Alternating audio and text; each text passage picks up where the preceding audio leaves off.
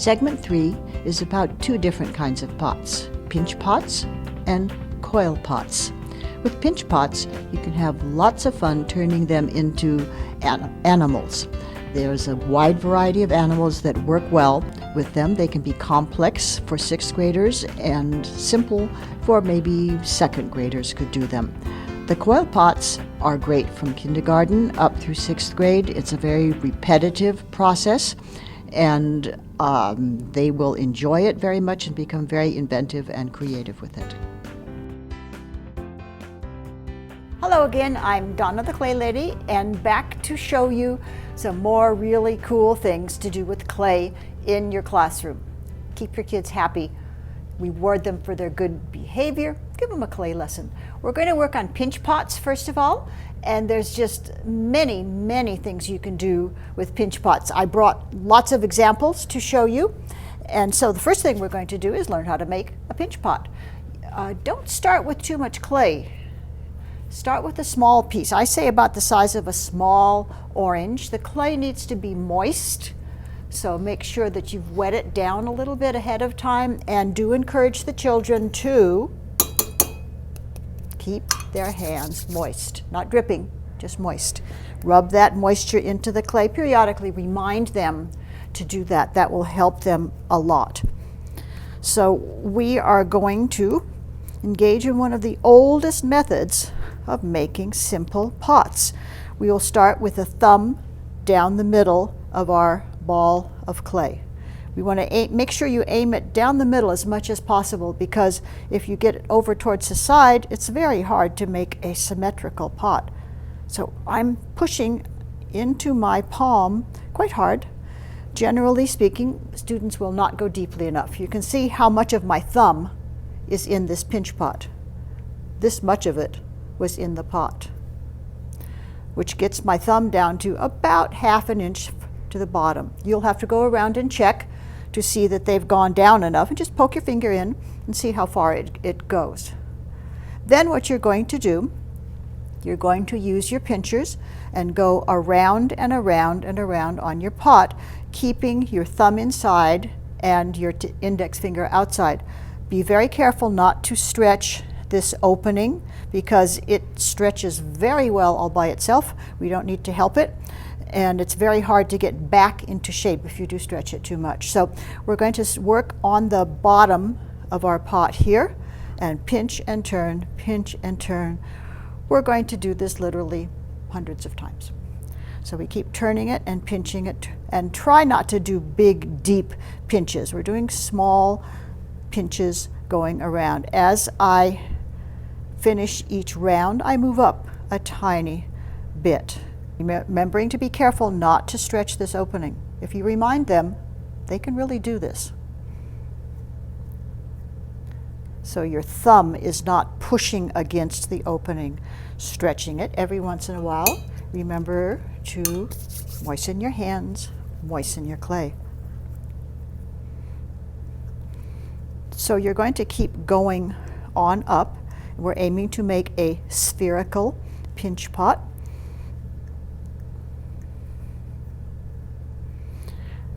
We have a lot of examples of things that we can do with pinch pots. My favorite, of course, are the animals, and the kids can have great individuality and quite a challenge to make a nice animal with their pinch pot. I'm almost finished now. Don't push your luck too far. Don't think they're going to make these really thin. You're much wiser to keep these a little on the thick side so that they are sturdy enough when you're going on to the following steps. So I'm going to just do my last little pinching around the top edge here. And then just to help even things out a lot, I'm going to hold this in my hand. And with my hand, like a paddle, I'm going to just pat it gently. Call attention to the fact that this hardly makes any noise. You're really not slapping things hard. You're doing this gently. You're just helping getting it back into round, if necessary. You could, if you wanted to, call this your finished pot and decorate it, perhaps with Native American designs, which you have posted and copied for them to experiment with.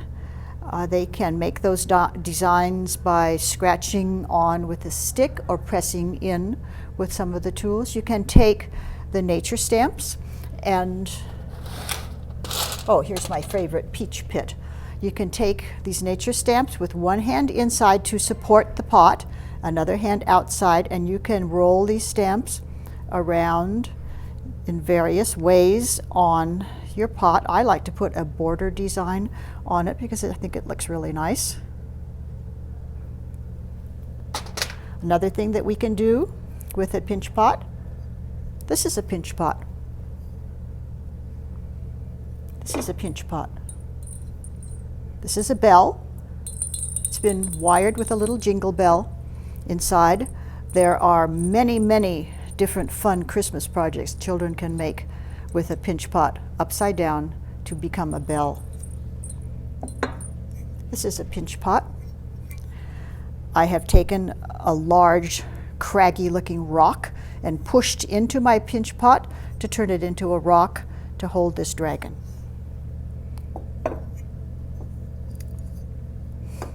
This was given to me as a gift from someone who went to the Soviet Union. So, you know, it was a while ago.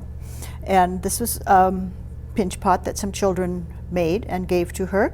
And on this one, you can see they pinched the legs out of the pot itself, a little bit like we did last time when we were doing the cut and pinch animals. I've never tried this on a pinch pot, but it's possible. So we're going to talk about how to make a pinch pot animal. The easiest kind of an animal to make is one that's not standing up on its legs. So this would be a good example. He just has little legs and the pot is sitting on the table. The legs are up against the pot.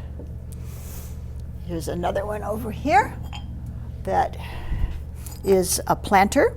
Turned that into a rabbit and gave him a carrot, which we could put on a little stick, and this could go into the plant soil that's in the pot. But there's not much done by the way of legs. They're just little balls that we've added on to the pot. If you would like to make an animal that is standing, the legs will have to be very strong and very short. So giraffes have to take a back seat to the other animals for this because they don't work well for pinch pots. There's a lot of things that don't work well for pinch pots, like whales and snakes, of course. And it's not a bad idea to have that conversation before you start. So now to make these legs, we're going to roll this clay into a thick cylinder that we think would be a good thickness for elephant legs. We're going to make all 4 legs at the same time. You need several of something. You should get the same amount of clay for each of those parts. It's a whole lot easier than trying to match them later on. So I'm guessing that that's probably enough. So I'm going to cut this in half. This is good measuring experience. You can line them up next to each other. Not bad. Cut both of those in half. So these are going to be the legs for my elephant. And I'm going to hold this up here and say, oh, my goodness, these look way too big. I sometimes make mistakes on purpose. Sometimes they just happen. But it's good to make mistakes and show children to look at and evaluate the size of what they're doing. So I'm thinking, these are too long. So what'll I do? I'll trim some off, of course. We're still measuring. This lining pieces up together is good practice for them. It's good to know how to use other ways besides standard measuring. Now I'm going to hold it up and say, yeah, that looks much better. Now, to attach this on to his body, I want to make these legs a little slanted at the top, and so I'm going to tap them to make a slanted attachment. And I'm going to do all 4 of them like this. Make sure they're kind of round, and then tap. This is going to be the top, the part that goes onto the body.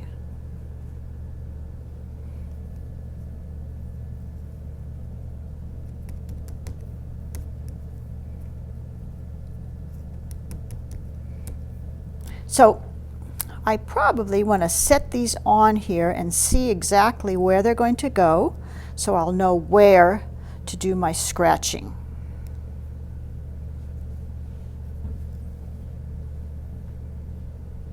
This is not too easy, so you really have to take a good look at it and see that you've got it where you want it. See that it's going to kind of stand up. I like to get down, look at it from different directions, see that it's working okay, and see that it's standing okay. Okay, I'm happy with that. So now I'm going to take them off, and you can do that one at a time so you don't forget where they are, and scratch the clay body, scratch the leg,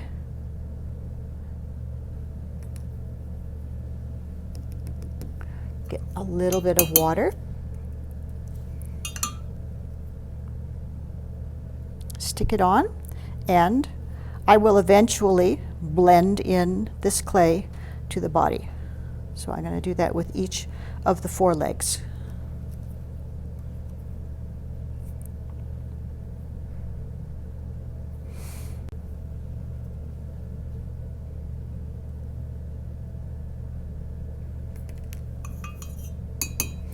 Also, I last time showed you some drawings of animals. I always like to have these handy because sometimes children need to know where the eyes are in an animal or what the tail looks like. Sometimes they don't have any idea of what they want to make, and it helps them to be able to go through my pictures to be able to decide what animal they want to do.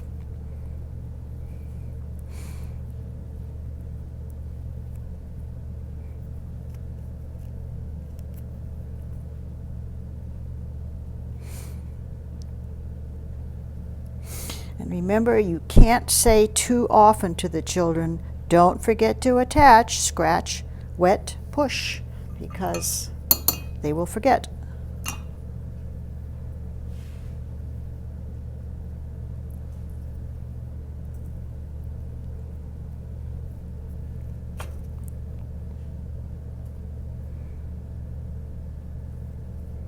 Oh, also, I wanted to say, don't throw the water away from your cup. Just leave it there. Let it be nice and full of clay. As it gets more clay in it, it's called slip, and that actually helps the clay to stick. So don't wash your cups. Just let that accumulated clay stay in the bottom, and that will help your clay to stick on better.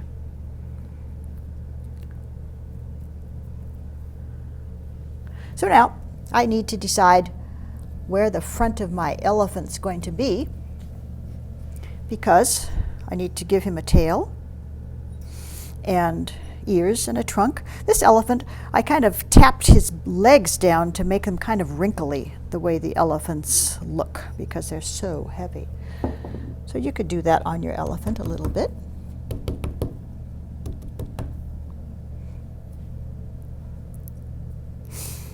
I'm going to give him a trunk right here on the front. I could, if I wanted to, give him a whole head, but I think I'm just going to have a trunk coming out of the front of this pot.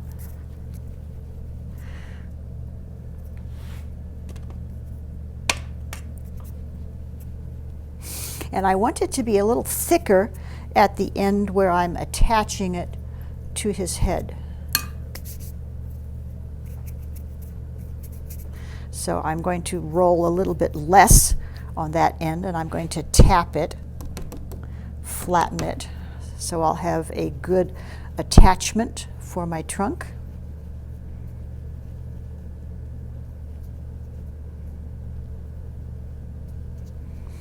I'm going to try it on for size, see what I think. And again, I think that looks way too big. So just make it smaller. Children should make those decisions themselves. They can ask you, but I usually say, might be a little big. What do you think? Ask your friend. Make a decision. They need to be able to learn to evaluate their own work.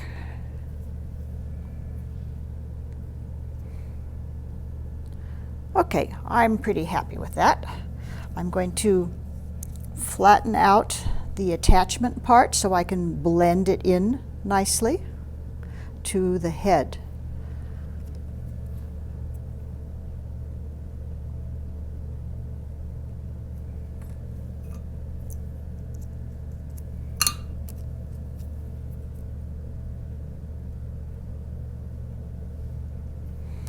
If you wanted to be especially nice to your students, you could, ahead of time, make some tusks. Sometimes I make things and fire them ahead so they can stick them into the clay. The dragon has teeth like this. I made the teeth ahead of time, fired them, and then the students just stuck them carefully into the clay. Because they're quite difficult to do without that extra help, because they're so tiny.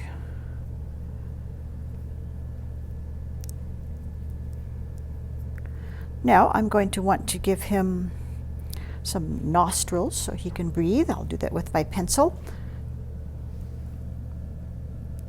I pinch his trunk into a little bit of a point up there. That's a little bit like a finger. That helps him pick up peanuts and other things. Give him 2 nostrils for breathing.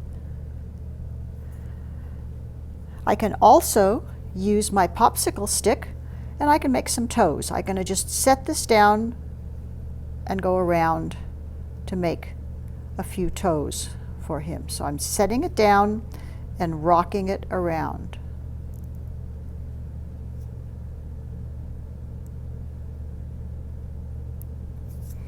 And then remember, on the back legs, you're coming in here, not on the other end.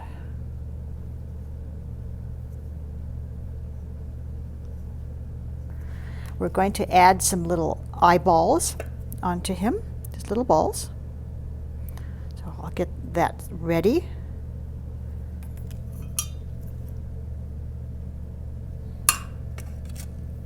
Remember, we want them to match.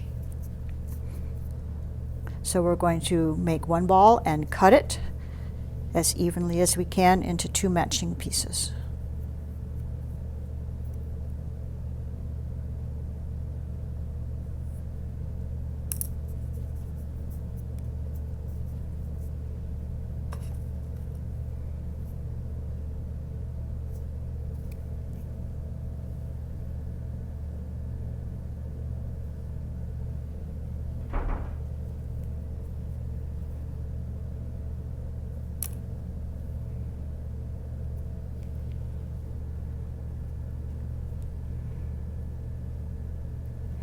Give him a little pupil. Ooh, these eyes are kind of crazy. There. We can give him a mouth down under here. I think probably this paper clip would do that job best. We're cutting open right around there. You can open it a little bit. If you had some tusks that were already fired, you can stick them in. If you don't, we'll try to make some by making a pencil hole for them, giving them a little bit of water in the hole.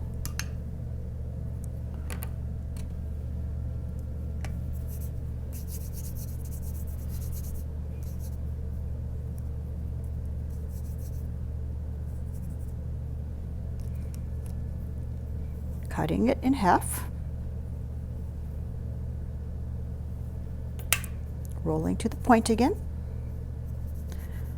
We're not going to scratch this because we're burying it. It's a different way to attach. So we've made water and we're going to bury these little tusks in the hole and then close the hole with our finger. Get them nice and close to the trunk. They're less likely to break off. Now what does he need? It's your turn. Ears. Ears. I thought you were going to say something else. A tail. Yeah, Oh. both. We'll have. Actually, once in a class, we were just rushed for time, and our elephant didn't have any ears, and they looked very silly. So we do want to make sure we have time to do the ears.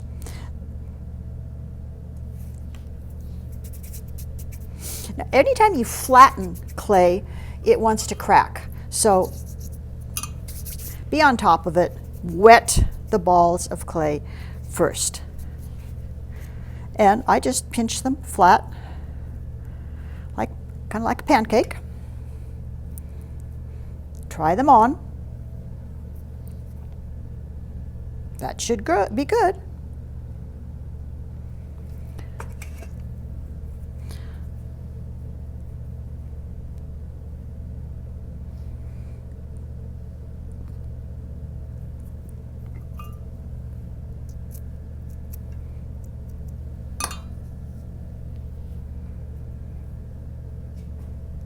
We don't want the whole ear to stick down, so I'm not scratching the whole ear. I'm just scratching the part that's going to be sticking onto his body. I want him to be able to flap them around and scare the flies away and the tourists. And whoops!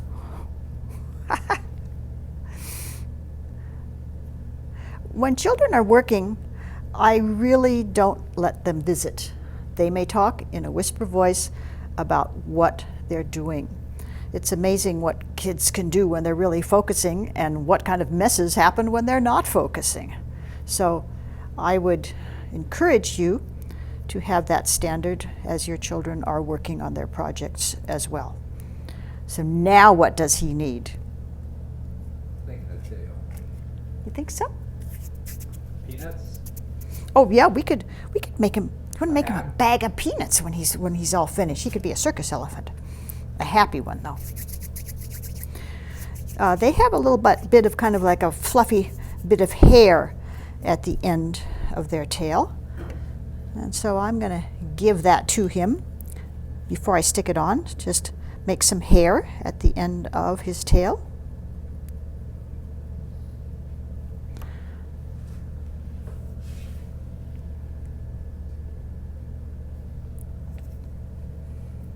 Remember, because this is thin, it's smart to attach it onto his body so it won't break off.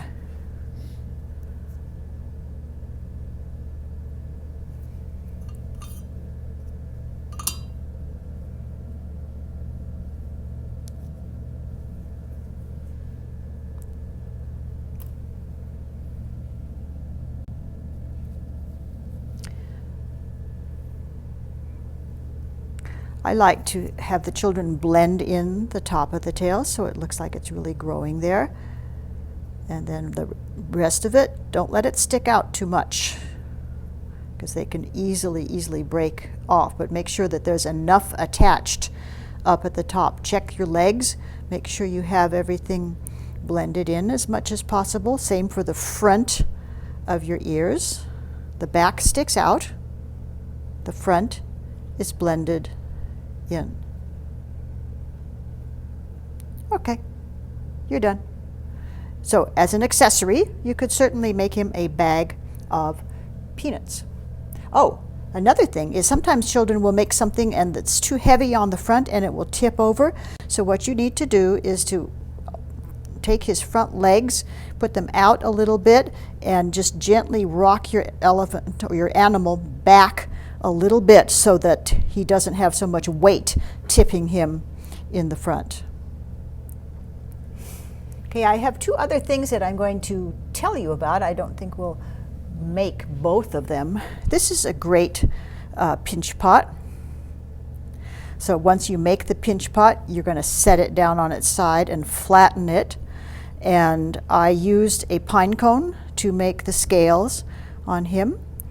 The fin is just a raindrop shape, flattened, and then I took a stick or a pencil and drew the lines on it. This top fin, I'm going to tell you how to do that. You're going to roll a sausage short that you think is going to be a good size for the length of your fin. You're going to tap it flat.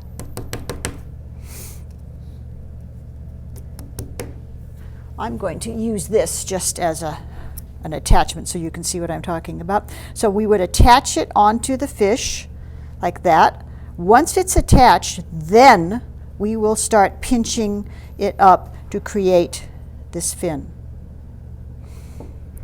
You can also get your fingers in here to make the points on it.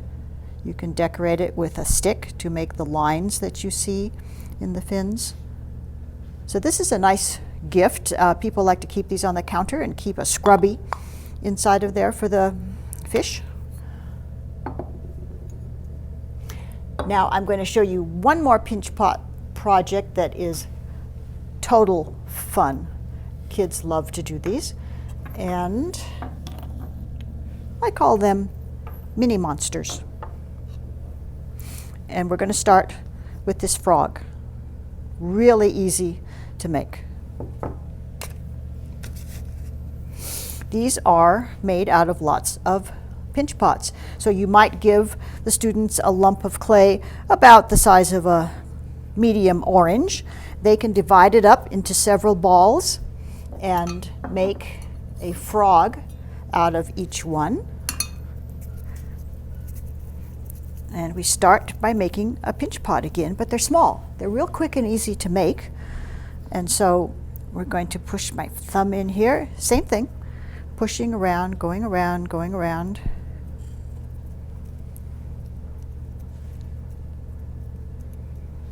If you notice that students are getting cracks in their clay, their hands are very warm and they tend to hold on to things a lot. And so if you notice they're getting cracks in their clay, the easiest way to fix them is to take your toothbrush and scrub. So I'm not just wiping it on, I'm scrubbing it into the clay, and then take a thumb and smooth it out. That's true for anything that they're making. If it starts to crack, scrub the clay into stub the water into the clay. So we're going to turn this guy into a frog now. Right now it's just a little pinch pot, but I'm going to make his mouth by pinching it on the sides there. There you have an authentic frog mouth. Two little eyes sitting on the top of him. And one year I even was so kind as to go to the dollar store and buy a whole bunch of plastic flies and stuck them onto the tongues of their frogs, and that was very popular. Okay, so we're going to stick them right on the top like that.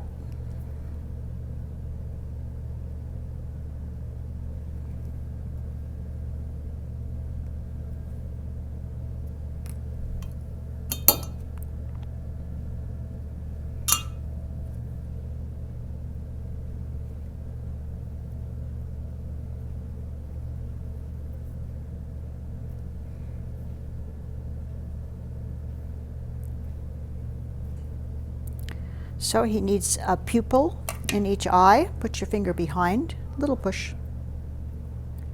He needs some nostrils right in the front there. All right, now here's your chance. What else does this frog need? A tongue? A tongue. All right, you're doing very well out there. Glad I'm following along. Yes, it's very important. So, remember that if you have a tongue that's sticking way out of his mouth and kind of fragile, chances are it may break. So, like Nancy says, just say no. That's too long. You can't have a tongue out that long. Make it shorter. Flatten it out a little bit. If you want to make your own fly, you can make one and stick it on the end of the tongue. This little guy has a fly that a little girl stuck on the end of her tongue, her frog tongue.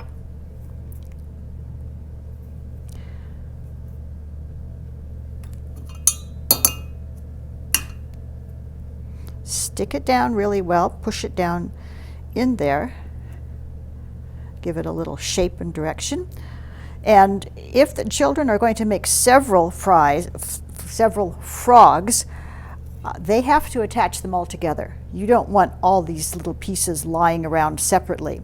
And so they all just kind of pile up on each other. They attach them sitting around like a big friendly family. These other little mini monsters are a pinch pot that you haven't pushed in very far, and you've just made a tail out of the back end of the pot. So you just push in a little bit and take the back of this and start fashioning that into the tail of your monster. The nature tools are great for pushing in, particularly pine cones, pushing in scales on these guys, wings. I have stuck little wires in. If you would like to do that, you only use stainless steel wires. If you use regular wire, it will corrode and break and fall apart. So get some stainless steel wire at the hardware store. I think it's 19 gauge. They only have one kind. And that is kind of fun, but do limit the length that you allow the children to use these things. 1 inch is a good total amount. Of course, you may want to just make a simple pinch pot and decorate it with nature stamps. Call it done that way. We'll be showing you some pictures of other possibles that you can do with pinch pots, but they all follow the same basic directions, and they're really charming, fun things for kids to make. And that's all for now.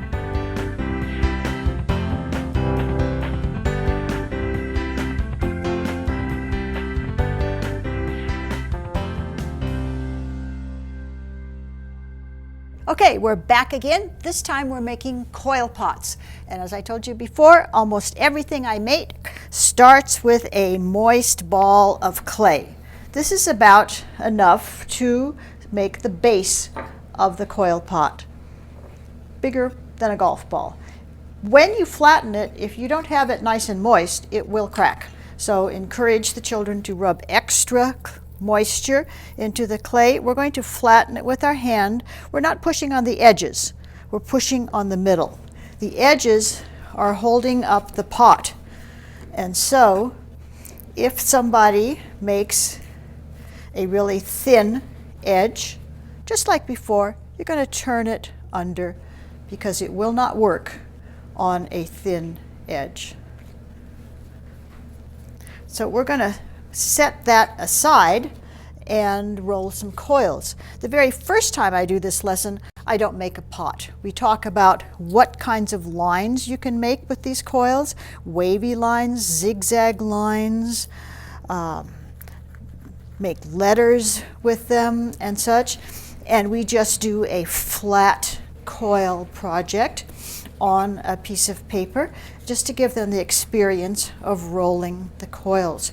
I used to not do coil pots because I thought they were too hard, but I've started about 3 years ago doing them, and the kindergartners can do them, and they do them well. It's very repetitive, so once they get the hang of rolling these coils, they're good to go, and they can make great pots. It's best if you stand when you're doing this, spread your fingers out to roll. Look at the coil, where is it fat? Roll on the fat parts. Be sure your clay is moist enough, and give them a measure. Make your coil about as fat as your maybe pointer finger, about as fat as my little finger, and try and make them as even as possible. They don't need to be in one big long piece. If they're in separate pieces, that's okay. And you can just put them up at the edge of your mat. I'm working on an unfinished wooden table in the ceramics lab. If you're working on your school tables, they're slick. And as you roll, your mats are going to be sliding back and forth, and it's very difficult to roll coils. So 2 different tricks I've found. One is you can spray the table, and that helps to keep it from rolling, slipping around. Better than that is you just get pieces of carpet padding, put that under your mat, put your mat on top of it, and then if you're standing working over your mat, it will not slide. Good tip. It's kind of fun watching the kids do this project because once they have the hang of it, they have the technique, they just jump in and get really enthusiastically to work rolling those coils. One thing fun that I do is when we're first learning how, we have a show time and we all take our coils and hold them up so we can see how long the coils are and who can roll a really long coil. You can do a great lesson on lines with these coils too, because you can make curvy lines, zigzag lines. We make one that we call mustache. This is our mustache shape. Looks good. So now, after you have several coils rolled, we're going to learn how to attach them. So it's not the same as scratching and wetting and pushing. For the coils, we're going to scrub the areas that touch. And then we'll start winding the coil around on the edge of the pot. Watch that the students don't go in or out too far. Get it right on the edge. When we come to here, we can't put this on here yet. We have to scrub first. So same thing. Not too much water because that starts getting your pot sagging. And you could just keep winding this up as tall as you want to. That's the very basic beginning to these coil pots. And you could go perhaps to this point, call it quits, be done. Now, giving you version 2. So we've made a coil pot as high as we want it to. And now we've made sure that everything is nice and snug there, and on all the coil pots, the first one and this one, you must smooth the inside while you hold the outside. So you're going to put your hand outside of the pot, put your other hand in, and you're going to smear the clay up and down until you can't see the coils very well, because there's really not much holding this together. So another thing is we can put this on here, and as we work we can turn it, hand outside, finger inside, smearing up and down. You don't want water for this, otherwise it's just slippery and you can't smear the clay. So if you get too wet, you want to dry your finger off and keep smearing until you can hardly see those coils inside. The outside, I like to see the coils. If you don't like to see them, you can certainly smear the outside of it. The Native Americans did that. They had theirs completely smooth, looked like they were made on a potter's wheel. So this is the inside. The coils have been smoothed till you can barely see them. This is not a fun part of the project, and it needs a lot of strong encouragement. I tell the students to go maybe like 4 coils high and then do the smearing. Don't keep going up and up because then you can't reach down in there. So our second version of our coil pot is simply to make some decorations around the top, and we talk about what they might possibly be. They will invent a variety of things, but the easiest to show them is just to make a bunch of balls and attach them. But now we do need to go back to our regular way of attaching, scratching, wetting, pushing to make sure that those are going to stay.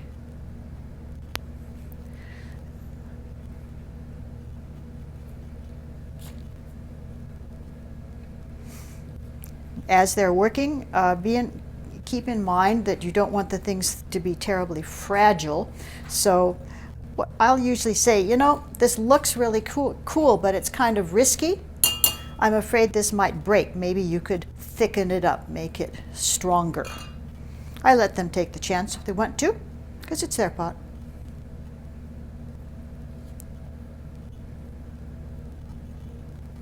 So the first version of this was just very simple, no decorations. The second version is with decorations on the top edge. Now we're going to show you a third version. Very often when children roll their coils, they get them flat like this one is. And so you might need to come along and fix it, round it up by turning it on edge and getting them started again. Some children are better than I am at rolling these coils. They're just really natural. Some children struggle, with this concept. So this time we're going to have decorations within the coils of the pot as well. And this, of course, would not hold water, but it's really great to put a candle in it and let the light shine out of the holes. So we're just putting those same kind of balls around to decorate. And then we're going to continue going up the side of our pot.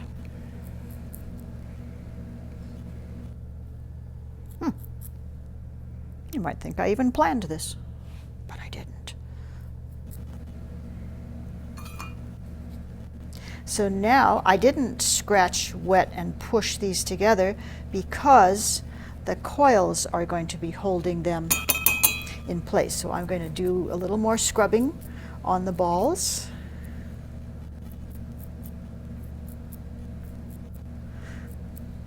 And now I'm going to go around again with my coils. So I'm going down to the coil below and around the ball, down again. You can put various shapes here. They don't have to be balls. You might put some curly-Q shapes like the cinnamon buns that we made a while ago, or spirals, double spirals like a letter S would work.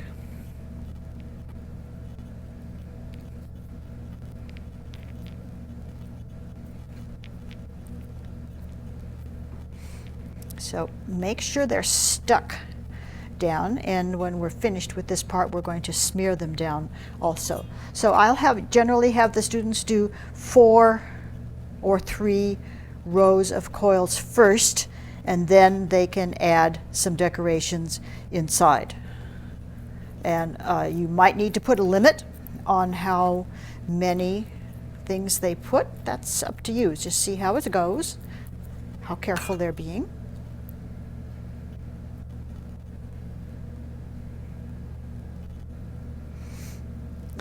Okay, I've added another coil to the top of this pot, and I'm calling it done as far as adding on coils.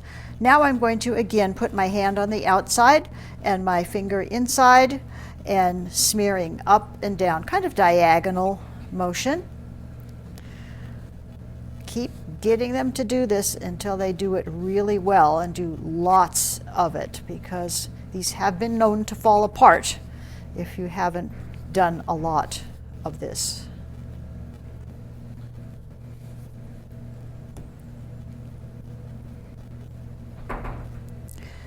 All right, this is the end of our section on making for now. There's lots more things you can make, but we're running out of the camera time. We're going to go on to show you the next steps, which is coloring things after they're loaded into the kiln and firing them.